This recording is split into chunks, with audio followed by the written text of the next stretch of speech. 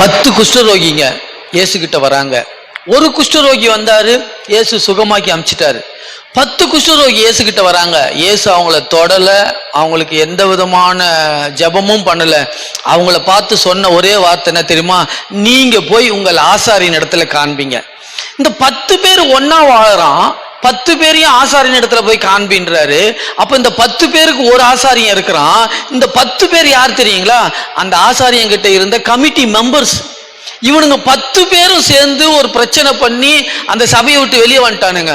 அதனாலதான் இப்ப அவங்களுக்கு என்ன வந்துச்சுன்னா குஷ்டம் வந்துச்சு. இப்ப ஆண்டவர் சொல்றாரு, நீ போய் என்ன பண்ணு, ஆசாரியன் கிட்ட காண்பி. இவனுங்க 10 பேரும் பேசுறானுங்க.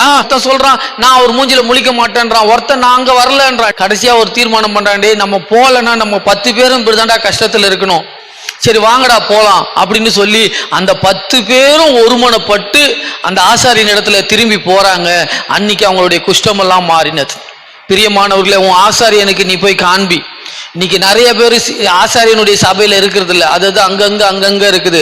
நான் சொல்லுவேன், உன் ஆசாரியின் இடத்துக்கு நீ போனால்தான் உன்னுடைய கஷ்டம் நீங்கும், உன்னுடைய குஷ்டம் நீங்கும். இது வேதத்துல இயேசு சொன்ன காரியம். அவர் சொன்னாரு, நீ திரும்பி ஆசாரியின் இடத்துக்கு போ.